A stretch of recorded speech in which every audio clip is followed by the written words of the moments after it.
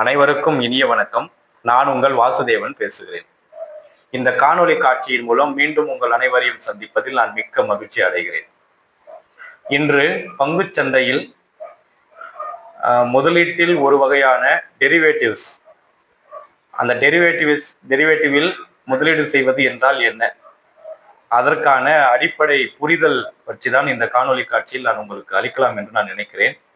இந்த காணொளி காட்சி ஒருவர் பங்குச்சந்தையில் முதலாக முதலீடு செய்ய விரும்பி அவர் டெரிவேட்டிவ்ஸ் பக்கம், டெரிவேட்டிவ்ஸ் என்றால் என்னவென்று புரியாமல் அதில் முதலீடு செய்து பேராபத்தில் மாட்டிக்கொள்ளுகின்ற புதிய தலைமுறை பங்குச்சந்தை முதலீட்டாளர்களுக்கு இந்த காணொளி காட்சி ஒரு பெரிதும் பயன்படும் என்பதற்காக இந்த காணொளி காட்சி வடிவமைக்கப்பட்டுள்ளது. இதை ஆரம்பம் முதல் இறுதி வரை தொடர்ந்து பொறுமையோடு கேட்கும்படியாகவும், ஒரு அடிப்படை புரிதல் இல்லாமல் டெரிவேட்டிவ்ஸ் மார்க்கெட் பக்கம் போக வேண்டாம் என்பதனை உணர்த்துவதற்காகவும் இந்த காணொளி காட்சி வடிவமைக்கப்பட்டுள்ளது. டெரிவேட்டிவ்ஸ் மார்க்கெட்னா அதுக்கு ஒரு நல்ல உதாரணத்தை நான் சொல்லலாம்னு நினைக்கிறேன். ஒரு விவசாயி இருக்கிறாரு. அந்த விவசாயி தன்னுடைய நிலத்துல நெல் விதைச்சிருக்கிறாரு. இப்பதான் நெல் நடவு நட்டு இருக்கிறாரு. அது 3 மாசம் கழிச்சுதான் அது அறுவடைக்கு வரும். அந்த நெல் விவசாயி என்ன நினைக்கிறாருன்னா, அந்த அறுவடை காலத்துல நெல்லினுடைய விலை குறைஞ்சிடும்னு அவர் கெஸ் பண்றாரு. அதுக்கு நிறைய ஃபேக்டர்ஸ் இருக்கலாம். அதாவது அதிகமான விவசாயிகள் நெல்லை நடவு செஞ்சிருக்கலாம். நிறைய மழை பெஞ்சு நல்ல நெல் நிறைய அறுவடை செஞ்சு நெல்லினுடைய விலை குறைஞ்சிடுறதுக்கான வாய்ப்புகள் இருக்கு. ஸோ எத்தனையோ பின்புல காரணங்கள் அந்த நெல்லினுடைய விலை குறையறதுக்கான வாய்ப்புகள் அதிகமா இருக்கு. அதை எல்லாத்தையும் இவர் யூகிச்சு, நாம அறுவடை பண்ற அந்த சமயத்துல நெல்லினுடைய விலை கட்டாயமா குறைஞ்சிடும்னு இவரு ஆணித்தனமா நம்புறாரு.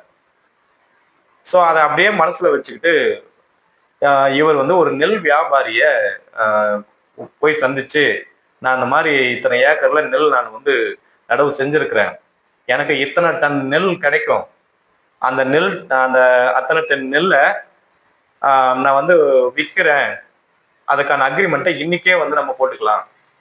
3 மாசம் கழிச்சு நான் உதாரணத்துக்கு 1 டன் நெல்லை நான் உங்களுக்கு 3 மாசம் கழிச்சு நான் விற்கிறேன், அதுக்கான அக்ரிமெண்ட்டையும் ரேட்டையும் இன்னைக்கே பேசி முடிவு பண்ணிக்கலாம்னு சொல்லிட்டு இவர் ஒரு அக்ரிமெண்ட்ல அவரு என்ட்ராகிறார். ஓகேங்களா? 3 மாசம் கழிச்சு 1 டன் நெல்லை நான் 1 லட்சம் ரூபாய்க்கு நான் உங்களுக்கு விற்கிறேன், உதாரணத்துக்கு நான் சொல்றேன். 1 டன் நெல்லை 1 லட்சம் ரூபாய்க்கு நான் விற்கிறேன்னு இவர் ஒரு அக்ரிமெண்ட்ல கையெழுத்து போடுறாரு. அந்த நெல் கொள்முதல் செய்யறவரும் என்ன பண்றாருன்னா, அவர் என்ன நினைக்கிறாருன்னா, இன் ஃபியூச்சர்ல நெல்லினுடைய விலை ஏறிடலாம், ஏறுறதுக்கான எல்லா சாத்தியக்கூறுகளும் இருக்கு, பருவமழை பொய்த்து விடலாம், வறட்சி நிலவலாம், எல்லா நெல்லுமே ரொம்ப அதிகமா மழை பெஞ்சு அது எல்லாமே தண்ணியில அடிச்சுன்னு போயிட்டாக்கா நெல்லினுடைய விலை ஏறிடும். அதனால நெல்லினுடைய விலை இன் ஃபியூச்சர்ல ஏறுறதுக்கான எல்லா சாத்தியக்கூறுகளும் இருக்குதுன்னு இவர் நினைச்சு, அதனால என்ன பண்றாங்கனாக்கா, நமக்கு 3 மாசம் கழிச்சு 1 லட்சம் ரூபாய்க்கு 1 டன் நெல் கிடைச்சா நமக்கு லாபம் தானே அப்படின்னு சொல்லிட்டு இன்னைக்கே அக்ரிமெண்ட் என்றா இவரும் கையெழுத்து போடுறாரு. ஸோ நெல்லை விதைச்சிருக்கிற விவசாயியும் நெல்லை கொள்முதல் பண்ற அந்த வியாபாரியும் 2 பேருமே அக்ரிமெண்ட் ஒத்துக்கிட்டு கையெழுத்து போடுறாங்க. நெல்லினுடைய விலை ஏறும்னு நினைச்சிட்டு இன்னைக்கே அக்ரிமெண்ட் போடுறான் இல்லையா அந்த நெல் விவசாயி, இந்த அக்ரிமெண்ட்டுக்கு பேரு கால் ஆப்ஷன்ஸ். விலை ஏறும்னு நினைச்சு அக்ரிமெண்ட் போடுறது. அதே போல நெல்லினுடைய விலை ஃபியூச்சர்ல இறங்கிடும்னு பயந்து இன்னைக்கே அக்ரிமெண்ட்ல கையெழுத்து போடுறான் இல்லையா விவசாயி, இது புட் ஆப்ஷன்ஸ். ஆப்ஷன்ஸ்ல 2 வகை. விவசாயி அக்ரிமெண்ட் போடுறது புட் ஆப்ஷன், விலை இன் ஃபியூச்சர்ல இறங்கிடும் அப்படின்றதுக்காக இப்பவே அக்ரிமெண்ட்ல அவர் கையெழுத்து போடுறாரு. ஓகேங்களா? இன் ஃபியூச்சர்ல விலை இறங்க இறங்க இறங்க இறங்க இவருக்கு லாபம். உதாரணத்துக்கு இவர் 1 லட்சம் ரூபாய்க்கு அக்ரிமெண்ட் போட்டார். ஆனா 1 டன் நெல் பாத்தீங்கன்னாக்கா 70,000 80,000 குறைஞ்சிட்டாக்கா இவருக்கு அக்ரிமெண்ட் போட்டதுனால 20,000 ரூபாய் லாபம். இது யாருக்கு? நெல் விவசாயிக்கு. இன் ஃபியூச்சர்ல விலை எவ்வளவு இறங்குதோ, இது 20,000 இறங்கலாம், 30,000 இறங்கலாம், 40,000 இறங்கலாம், எவ்வளவு ஒன்னாலும் இறங்கலாம். எந்த அளவுக்கு விலை இறங்குதோ அது இந்த நெல் விவசாயிக்கு லாபம். அது 3 மாசத்துக்கு முன்னாடியே அந்த லாபத்தை உறுதி பண்ணிட்டார் அவர் அக்ரிமெண்ட் போட்டதுனால. அதே போல இந்த நெல்லினுடைய விலை வந்து எந்த அளவுக்கு ஏறுதோ, உதாரணத்துக்கு 1,10,10,000, 1,20,000, 1,30,000, 1,40,000 ஏறலாம் அந்த 3 மாசத்துக்குள்ள. அந்த எந்த அளவுக்கு அந்த நெல்லினுடைய விலை வந்து ஏறுதோ, ஏன்னா வந்து இவர் குறைச்ச விலையில அக்ரிமெண்ட் போடுறாரு. 1 லட்சத்துக்கே இவர் அக்ரிமெண்ட் போட்டிருக்கிறாரு. ஸோ அந்த 1 லட்சத்துக்கு அக்ரிமெண்ட் போட்டு 3 மாசம் கழிச்சு அந்த நெல்லை வாங்கி இவர் 1,40,000 மார்க்கெட்ல வித்து 40,000 லாபம் பார்த்துக்கலாம். ஸோ விலை ஏறினா அந்த நெல் வியாபாரிக்கு லாபம். இதுக்கு பேர் கால் ஆப்ஷன்ஸு. விலை குறைஞ்சா எந்த அளவுக்கு விலை குறையுதோ அந்த அளவுக்கு விவசாயிக்கு லாபம். இதுக்கு பேர் வந்து புட் ஆப்ஷன். இப்போ உங்களுக்கு எது புரிஞ்சிருக்குன்னு நினைக்கிறேன். இந்த 2 பேருமே அக்ரிமெண்ட் போட்டுட்டாங்க. போட்ட கொஞ்சம் ஒரு நாள்லயே இந்த நெல் விவசாயி இருக்காரு இல்லையா, அவர் என்ன பண்றாருன்னா இன்னொரு பார்ட்டி கிட்ட இன்னொரு விவசாயி என்ன பண்றாருன்னா, அப்பா நீ வந்து 1 லட்சம் ரூபாய்க்கு அக்ரிமெண்ட் போட்டிருக்கிற, இது ரொம்ப நல்ல பிரைஸா இருக்கு, நான் என்ன பண்றேன் 1,10,000 தரேன், அந்த அக்ரிமெண்ட்டை எனக்கு கொடுத்துரு. ஏன்னா அந்த இன்னொரு விவசாயி நினைக்கிறாரு கண்டிப்பா வந்து இது 60,000 70,000 விலை கண்டிப்பா இறங்கிடும் அவர் நினைக்கிறாரு. அப்போ இவர் ஒரு 10,000 ரூபாய் போனா கூட போட்டோன்னு, பிரீமியம் போனா கூட போட்டோன்னு அந்த 10,000 எக்ஸ்ட்ராவா கொடுத்து கூட அந்த அக்ரிமெண்ட்டை இவர் வாங்கிட்டு இன் ஃபியூச்சர்ல வந்து பாத்தீங்கன்னாக்கா விலை இறங்கிட்ட உடனே அந்த லாபத்தை இவர் எடுத்துக்குவார். ஸோ விவசாயியும் தன்னுடைய அக்ரிமெண்ட்டை இன்னொருத்தருக்கு விற்கிறாரு. ஓகேங்களா? அதே போல இந்த நெல் வியாபாரியும் அவர் போட்ட அக்ரிமெண்ட்டை இன்னொருத்தருக்கு விற்கிறாரு. அதுக்கப்புறமா கடைசியா வந்து அந்த 3 மாசம் கழிச்சு அந்த அக்ரிமெண்ட் இந்த நெல்லை வந்து உற்பத்தி பண்ற விவசாயியும் அது ஒரு 20,000 30,000 பேர்கிட்ட கை மாறிட்டு இருக்கும் அந்த அக்ரிமெண்ட் மார்க்கெட்ல. அதே போல நெல் வியாபாரியும் அவருடைய அக்ரிமெண்ட்டை ஒரு 10,000 20,000 லாபம் வச்சு அது கைமாத்தி அது ஒரு 10,000 20,000 பேர்கிட்ட போயிட்டு இருக்கோம். 3 மாசம் கழிச்சு அந்த அறுவடை சமயத்துல அந்த 3 மாசம் அக்ரிமெண்ட் முடிகிற பீரியட்ல அந்த அக்ரிமெண்ட் யாருகிட்ட இருக்கோ, உற்பத்தி பண்ணி தர்றேன்னு ஒருத்தர் அக்ரிமெண்ட் வாங்கி போயிருப்பான் இல்லையா, அவன் ஒரு 20,000 ஆளா இருப்பான். அதே போல நான் வாங்கிக்கிறேன்னு அக்ரிமெண்ட் போட்டிருப்பான், அவன் அது அவங்ககிட்ட இருப்பான், அது ஒரு 19,350 ஆளுகிட்ட இருப்பான்.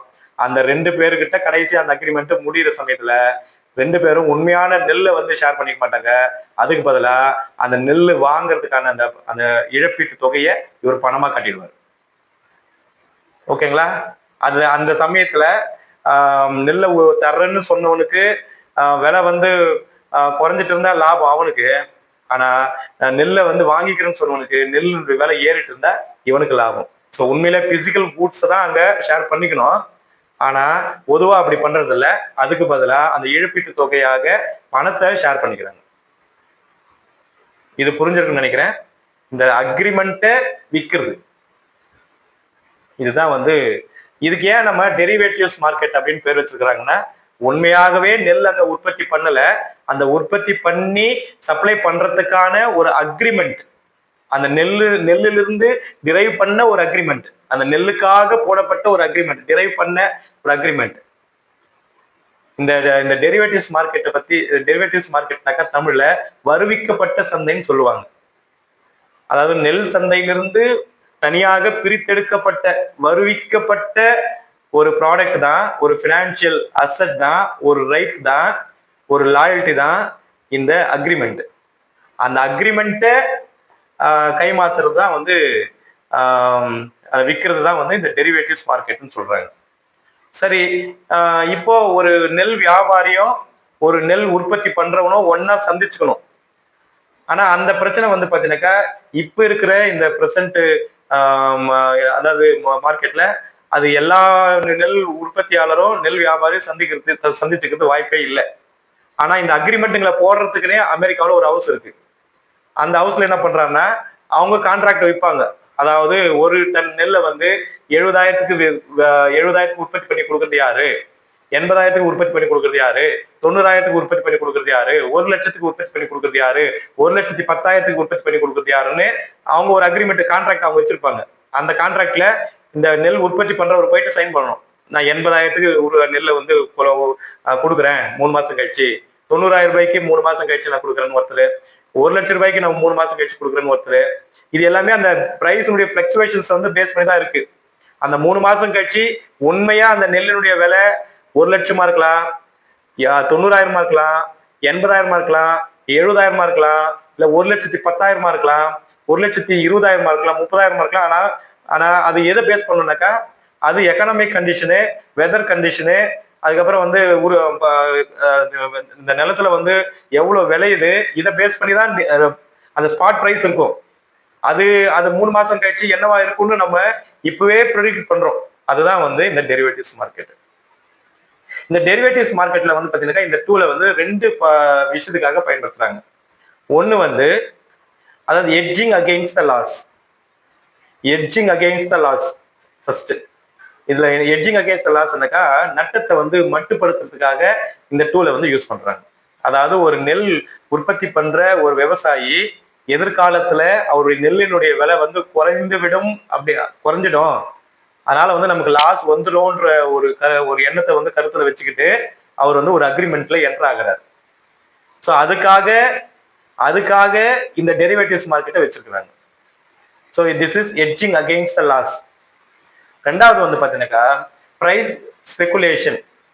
அந்த விலை ஏறும் இறங்கும் அப்படிங்கிற இந்த பிரைஸ் ஸ்பெகுலேஷனுக்காக அந்த சந்தையில வந்து அந்த பிரைஸ் ஸ்பெகுலேஷன் அதை கரெக்டா யாரு டிட்டர்மைன் பண்றாங்க, டிசைட் பண்றாங்களோ அதை பேஸ் பண்ணி அதனுடைய மூவ்மெண்ட்ஸுக்காக இந்த டெரிவேட்டிவ்ஸ் மார்க்கெட் வந்து இயங்குது.